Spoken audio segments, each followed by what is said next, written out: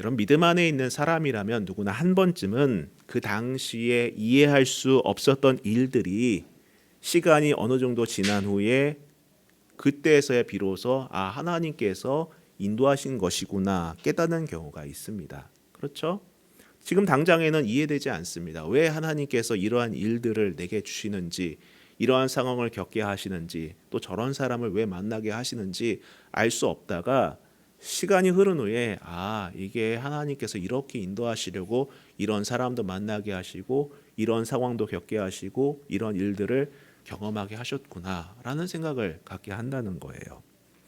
돌이켜보면은 그렇습니다. 그 고통스러운 시기가 나에게 왜 찾아왔는지 알지 못한 채 왜 이런 과정을 겪어야만 하는지도 모르고 지났지만은 결국에는 하나님께서 나를 인도하셨구나라는 고백을 하게 됩니다. 물론 신앙이 있다고 해서 다 이런 고백은 하는 건 아닌 것 같습니다. 믿음이 있다 하더라도 내가 겪는 인생의 여정 가운데에 불시에 닥쳐오는 거친 광풍을 맞닥뜨리다 보면은 어느새 나도 모르게 마음속에는 불신과 또 의심이 자리 잡고 또 흔들리게 되는 경우도 있다는 거예요. 그렇습니다, 여러분. 구원받는 믿음의 고백은 한 번입니다. 구원받는 믿음의 고백은 한 번이지만 그 믿음대로 산다는 것은 여간 어려운 일이 아닙니다. 그 믿음을 갖고 그 믿음을 품고 살아간다는 것은 쉬운 일은 아니라는 거예요. 여러분, 우리가 최근 여러분께서 큐티를 하시면서 마가복음을 쭉 묵상해 가셨을 것 같아요. 마가복음을 보면서 의도하지 않게 계속해서 광풍에 대한 말씀을 묵상했습니다. 첫 번째 풍랑은 어떤 풍랑이었습니까? 하나님의 나라와 또 믿음에 대한 비유를 듣고 그래, 우리도 믿음을 한번 가져보자. 믿음에는 능력이 있구나. 겨자씨만한 그 작은 믿음도 정말 큰 일을 해낼 수 있구나. 이 믿음이 눈에 보이지는 않지만 자라가고 있구나. 이러한 마음이 있었는데 그들이 다음 목적지를 향해 나아갈 때 배를 타는 순간 무엇을 만납니까? 풍랑을 만났다는 거예요. 광풍을 만났습니다. 또 두 번째 풍랑은 언제 만났습니까? 이어지는 내용 아니겠습니까? 오병이어의 기적을 맛보았어요. 예수님은 정말 하나님이시구나. 우리를 구원하실 뿐만 아니라 우리의 필요를 채워주시고 좀 먹이시고 회복시키기 위해서 이 땅에 오셨구나. 이분을 왕으로 삼자. 이분을 우리의 주인으로 삼자. 이런 마음을 가졌는데 그들이 또 다음 목적지를 향해 나아갈 때 어떤 일을 겪습니까? 또 광풍을 만난다는 거예요. 처음 광풍은 예수님과 함께 탄 배에서, 다음 광풍은 예수님이 없는 그 배에서 광풍을 제각각 만나죠. 이때 제자들의 반응은 어땠습니까? 주님, 우리가 죽게 되었습니다. 왜 주무시고 계십니까? 또 하나는 무엇입니까? 힘겹게 노를 젓고 있었어요. 힘겹게 노를 젓었다는 거예요. 예수님은 어떻게 반응하셨습니까? 처음에는 왜 너희는 믿음이 없느냐. 두 번째는 그들을 향해서 다가가셨다는 거예요. 그래, 여러분, 처음에는 열정과 소신 또 믿음을 갖고 출발을 했다 하더라도 살면서 겪게 되는 어려움이나 혹은 두려움 또 가지고 있는 소유들 때문에 끝까지 믿음의 길을 걷지 못하는 경우도 왕왕 있습니다. 그 믿음을 지켜낸다는 것은 쉬운 일이 아니라는 거예요. 반면 바울의 경우는 어떻습니까? 하나님께서는 바울을 예상치 못한 방법으로 그의 길을 인도하고 계심을 봅니다. 바울에게는 로마라는 분명한 목적지가 있어요. 내가 너를 로마로 보내겠다. 이러한 목적지를 그는 받았습니다. 근데 바울이 로마로 향하는 그 여정은 어떻습니까? 여러분께서 지금까지 성경 말씀을 보아가면서 그가 로마로 가는 여정을 보셨을 때 어떤 생각이 드십니까? 죄인의 신분으로 끌려가는 것도 모자라 그가 탄 배가 광풍으로 인하여서 정말 어려움을 겪는 것을 우리의 눈으로 보지 않습니까? 아니, 하나님께서 예배하신 길이라면은 문제없이 가야 되는 것이 상식이지 않습니까? 하나님께서 가라고 해서 순종하면서 가는데 왜 어려운 일이 옵니까? 왜 나를 죄수로 만드십니까? 왜 가는 배에 광풍이 일어납니까? 이러한 질문을 하지 않겠습니까? 근데 여러분, 우리가 계속해서 성경에서 보셨다시피 바울은 그 광풍 속에서 요동치는 배 안에서 두려워하는 사람들과는 다르게 어떻게 합니까? 하나님의 음성을 듣고 오히려 주변의 다른 사람들을 안심시키고 그의 말씀을 전하는 일을 감당하고 있다는 거예요. 이런 바울의 모습은 우리가 인생의 풍랑을 만나며 살아갈 때에 내가 어떠한 것을 해야 하는지를 잘 보여주고 있습니다. 어떻게 이런 것이 가능할까? 바울은 어떻게 이러한 모습을 보일 수 있었을까? 물론 그도 두려워했습니다. 우리가 지난주에도 묵상했지만 바울이 두려워했기 때문에 하나님의 사자가 나타나서 두려워하지 말아라 말씀하신 것 아니겠어요? 두려움을 갖는다는 것은 여러분 믿음이 없음을 말하는 것이 아닙니다. 우리는 연약한 인간이기 때문에 두려워할 수 있어요. 연약해질 수 있습니다. 낙심할 수 있어요. 근심하고 염려할 수도 있습니다. 그러나 바울이 이렇게 담대하게 그 사람들에게 말씀을 전하고 힘을 주고 하나님의 말씀을 전파할 수 있었던 것은 무엇입니까?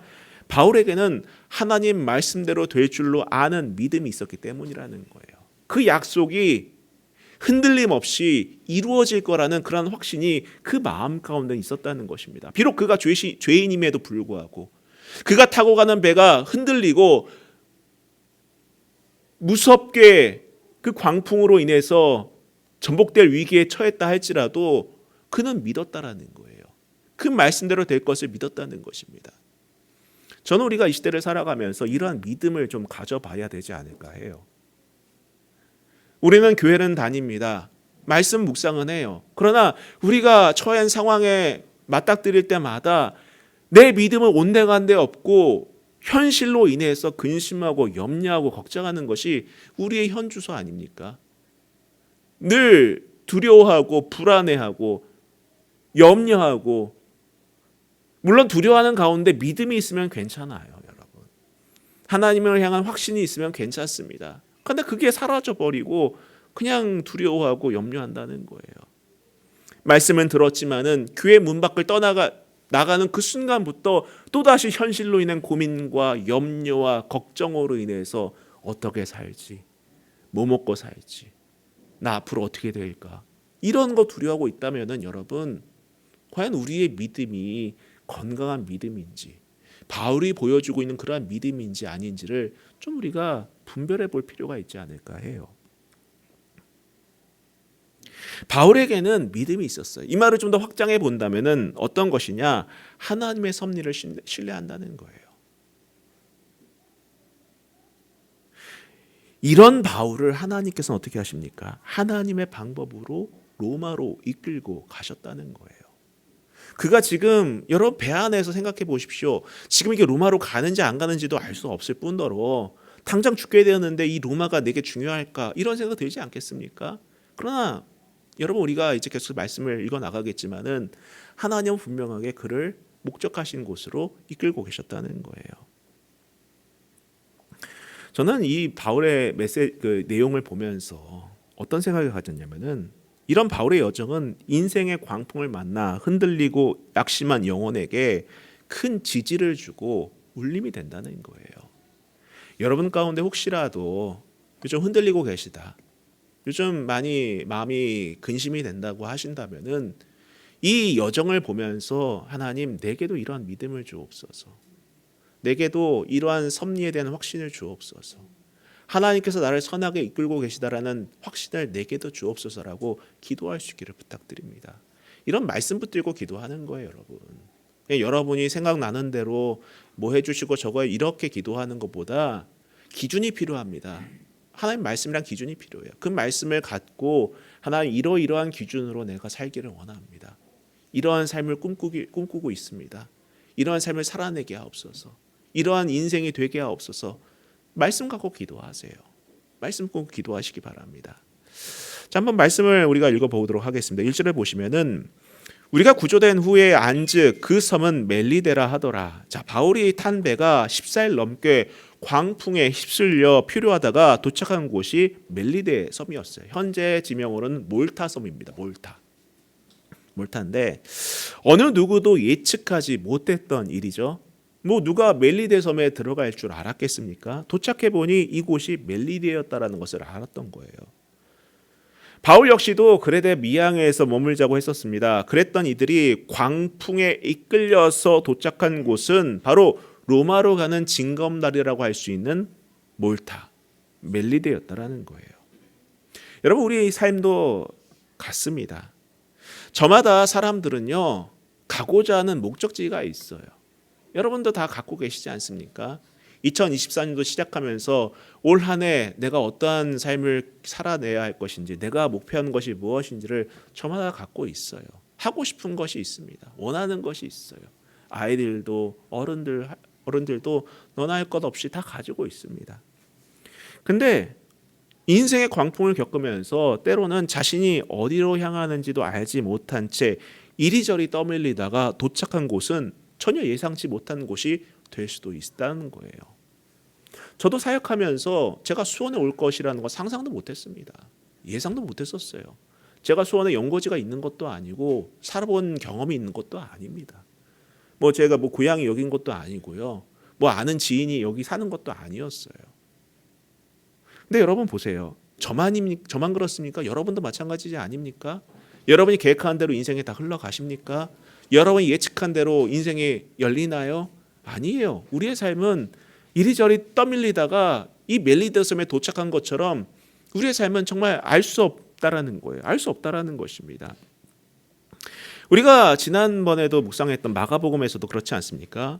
제자들이 처음 목적지를 갖고 출발한 곳은 어디였어요? 베다니였습니다. 베다니를 가기를 원했어요.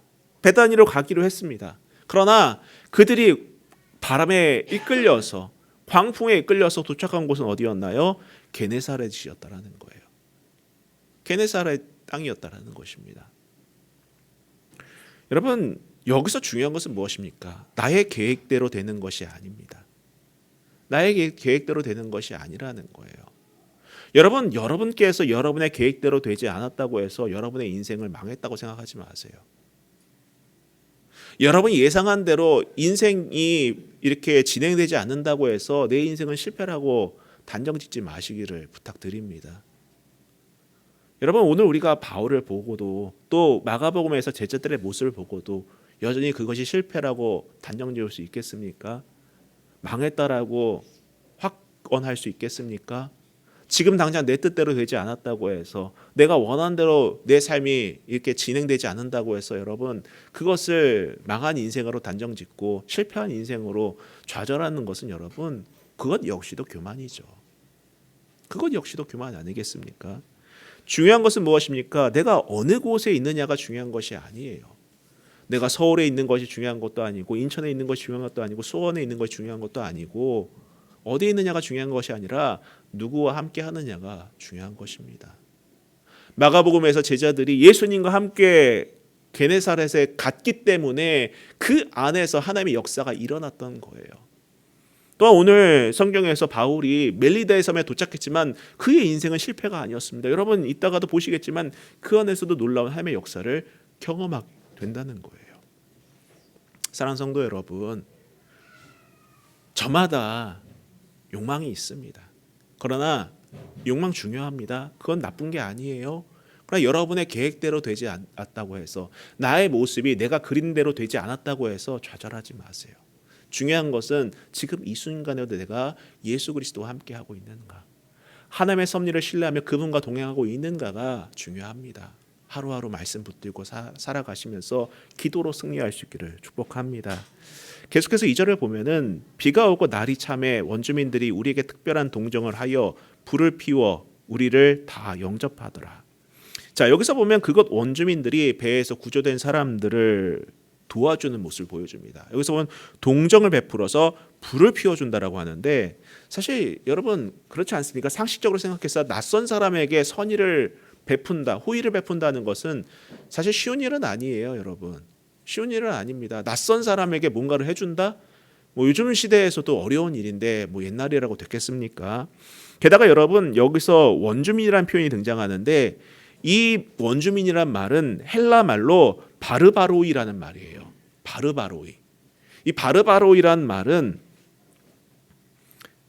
그 뜻이 무엇이냐면은 헬라어를 모르는 이란 뜻을 갖고 있어요. 근데 여러분 좀 많이 의미가 있지 않습니까? 바르바로이. 어디서 많이 들어본 것 같지 않아요?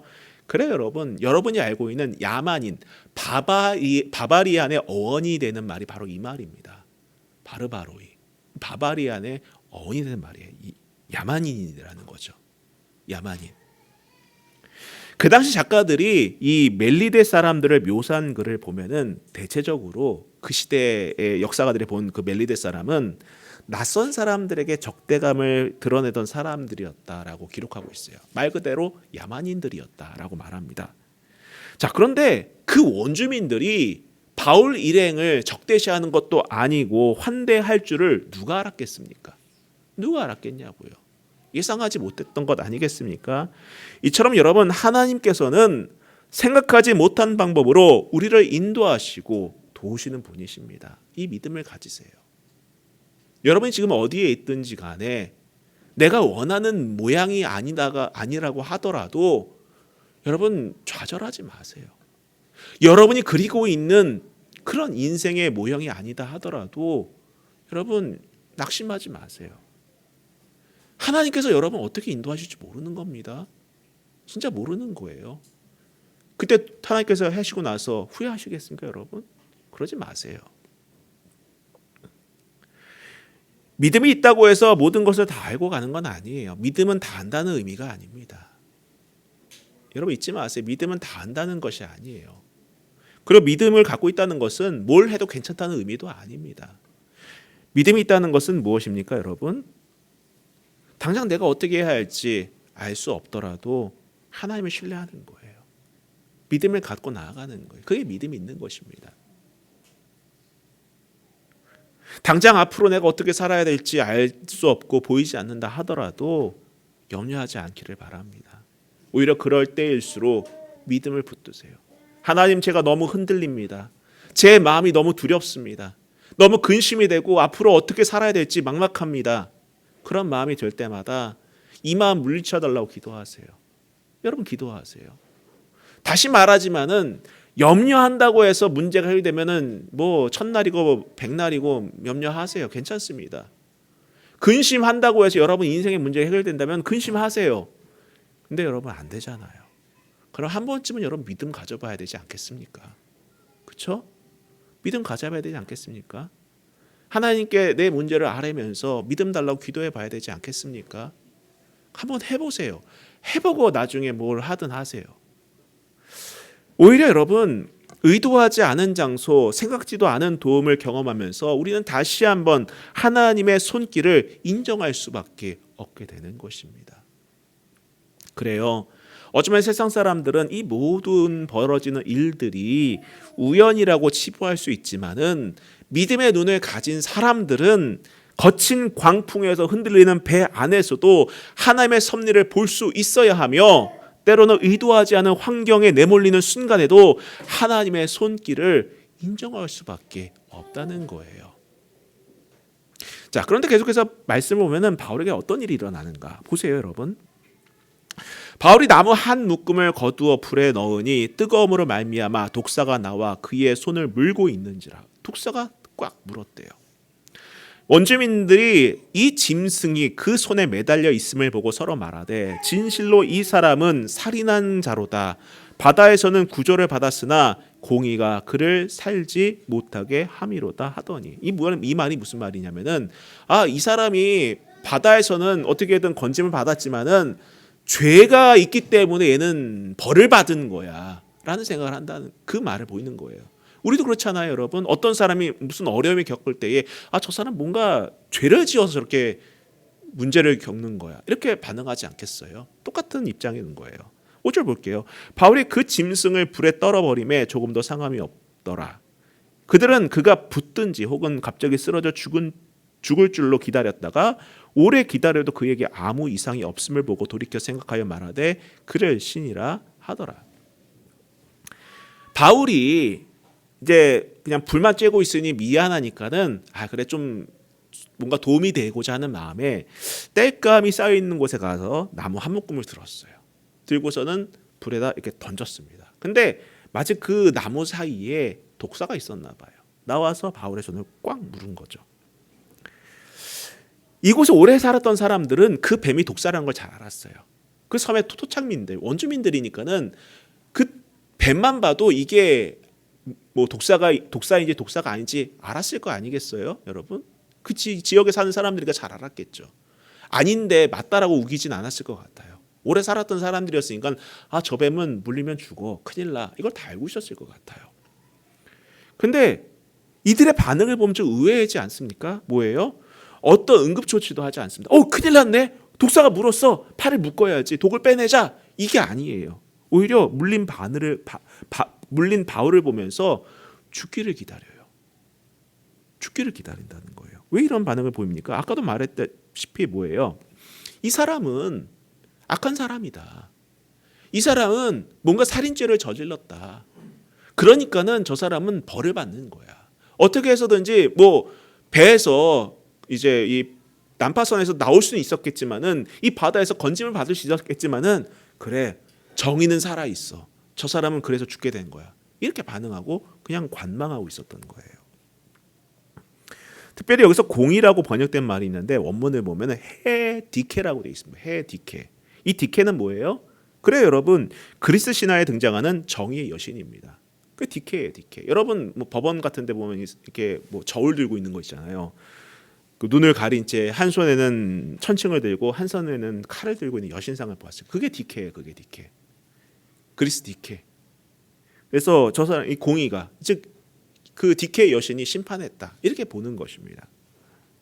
이들의 눈에 바울이 독사에 물린 이유는 바울이 범죄한 이유 때문에 정의의 여신이 심판을 내린 것으로 본 것입니다. 그래요, 이런 관점은요, 여러분, 성경 어디에서나 등장합니다. 우리만의 모습이 아니에요. 예를 들면 여러분 사복음서에 보면은 소경이 왔을 때 제자들이 묻지 않습니까? 아니 예수님, 저 사람이 소경이 된 것은 누구 때문입니까? 저 사람이 잘못해서인가요? 아니면 저 부모가 잘못해서인가요? 그렇게 묻지 않나요, 여러분? 우리는 항상 어떤 원인이 있을 때는, 어떤 문제가 있을 때는 그 원인이 무엇인지 찾으려고 해요. 누가 잘못했느냐?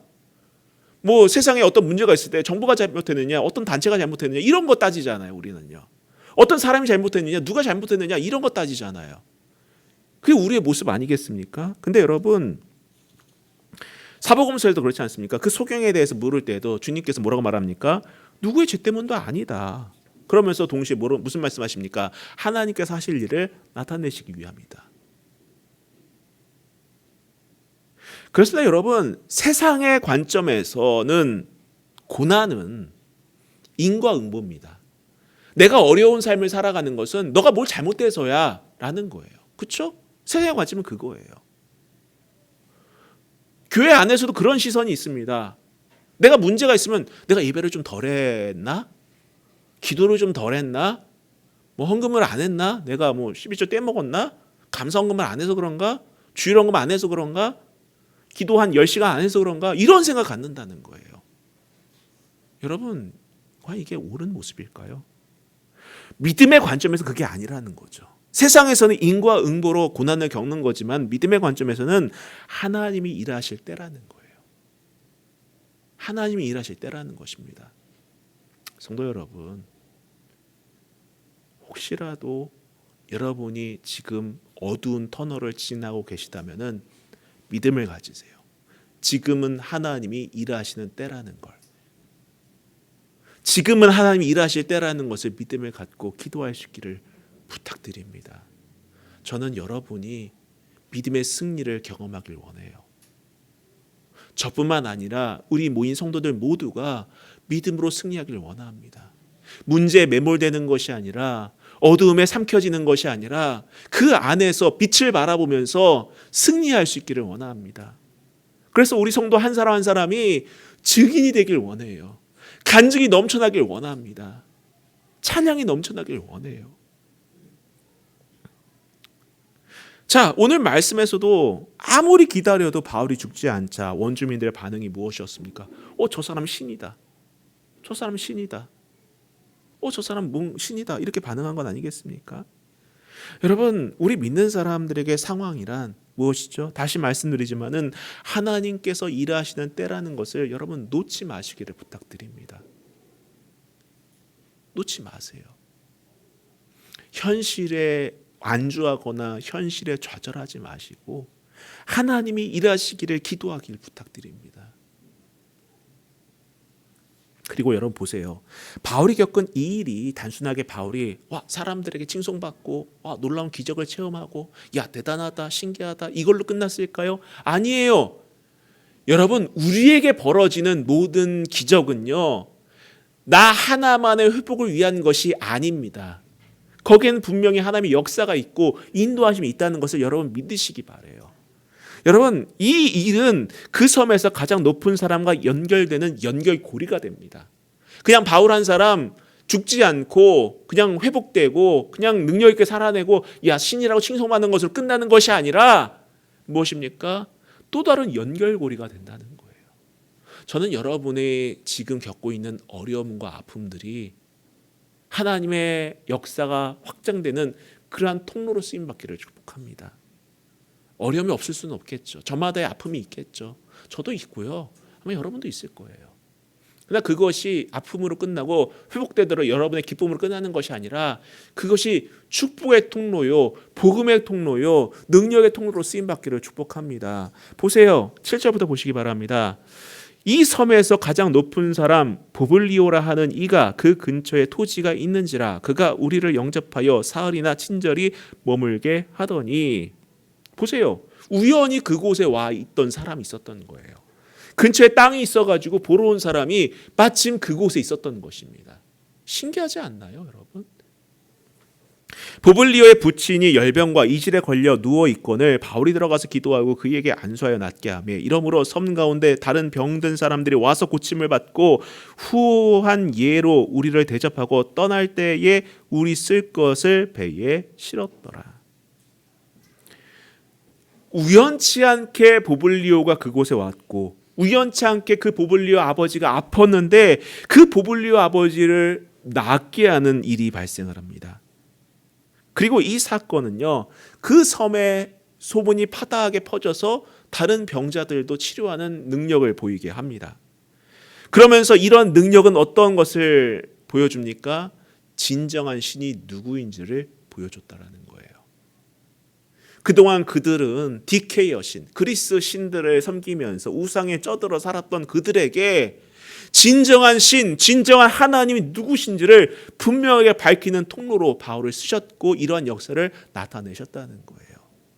저는 우리의 병이, 우리의 문제가, 우리의 근심이 단순히 낫고 회복하고 그리고 그것을 응답받는 것으로 끝나는 것이 아니라 그 일을 다른 사람들이 목격하고 하나님을 궁금해하고 하나님을 영접하는 기쁨의 통로로 쓰임받기를 축복합니다. 여러분 축복해요. 축복합니다. 예전에 제가 그런 일이 있었어요. 어떤 목사님이 계신데 그분을 보면서 저 사람은 태어나시면서 괜찮게 태어나셨고 배경도 좋고 근심 없이 살아가신다 이런 생각 가진 적이 있었어요. 어떤 목사님을 묻고. 근데 어느 날 이제 우연치 않게 그분이 앞에서 간증하는 걸 들었습니다. 간증한 걸 들었는데 어떤 간증을 들었냐면은 그분이 혈액암이었대요. 혈액암이었대요. 엄청나게 투병을 했다고 합니다. 긴 시간 투병을 했대요. 긴 시간 투병을 하고 그 끝에 회복되어서 쓰임 받는 거였어요. 제가 그 얘기를 듣는 순간 눈물이 왈칵 쏟아지는 거예요. 마음이 확 열리는 거예요. 그래요, 여러분. 저는 그분이 그렇게 겪었던 아픔이 저를 향한 통로였던 겁니다. 저는 그런 생각을 해봤어요. 그럼 나의 약함도 누군가에게 기쁨과 회복의 통로가 될 수도 있겠구나 라는 생각을 갖게 되었다는 거예요. 저뿐만일까요, 여러분? 여러분도 마찬가지라고 봅니다. 여러분도 저마다의 아픔들이 다 있잖아요. 고민되고 근심되고 염려되고. 그러나 여러분 그 일을 통해서 하나님께서 역사하실 때는 분명한 목적이 있고 방향이 있습니다. 지금 당장 해주셔야 되는데 아니에요. 가장 적절할 때에 해주신다는 믿음을 가지시길 축복합니다. 보블리오를 만나게 하시고 그 보블리오 아버지를 치유하게 하시고 그 섬에 있는 많은 병자를 치료케 하신 것은 무엇입니까? 그 섬에 하나님의 역사를 나타냄과 동시에 복음이 심겨지게 하기 위해서. 여러분 누가 상상이나 했겠습니까? 여러분 오늘날에도 이 몰타 섬 인구의 96%가 기독교인들이에요. 신기하지 않습니까, 여러분? 오늘날에도 이 몰타 섬에 누가 복음을 갖고 들어갔겠어요? 누가 복음을 갖고 이 섬에 들어갔겠습니까? 폭풍 가운데 바울이 떨어졌고 그 안에서 복음을 받아들이고 믿게 된 것 아니겠냐고요. 저는 그런 생각을 해봤어요. 그때 전해진 복음이 오늘날까지 이어진 것이 아닐까. 여러분 누가 상상이나 했겠습니까? 바울조차 이런 일을 생각하지도 못했을 것입니다. 자기가 로마로 갈 줄만 알았지. 멜리데 섬에 갈 것이라고 전혀 계획도 짜지 않고 생각도 없었고 정말 그 마음에도 없었던 그곳이었다는 것. 그리고 그 보블리오나 그 섬 주민들에게 복음을 전할 거라고는 꿈에도 생각하지 못했을 거예요. 상상도 못했을 것입니다. 그러나 하나님께서는 광풍 가운데서도 그들을 인도하여 내셨고 로마라 하는 그 목적지도 틀리지 않았을 뿐만 아니라 그 여정 속에서 멜리데 섬 사람 모두에게 복음을 전할 기회를 주셨던 겁니다. 여러분 하나님은 틀리지 않습니다. 하나님은 틀리지 않아요. 틀리는 분이 아니십니다. 그런 믿음을 가지세요. 여러분이 지금 목적하는 곳에 있지 않다 하더라도 계획한 바대로 되지 않는다 하더라도 왜 이렇게 둘러 가지라고 하더라도 그 안에서 여러분의 발자국은 여러분 울림이 있다는 거예요. 저는 분명 여러분의 발자국 속에서 귀한 역사가 나타날 거라고 믿습니다. 확신한다는 거예요. 이처럼 여러분 우리의 계획과 하나님의 방법은 다를 수 있어요.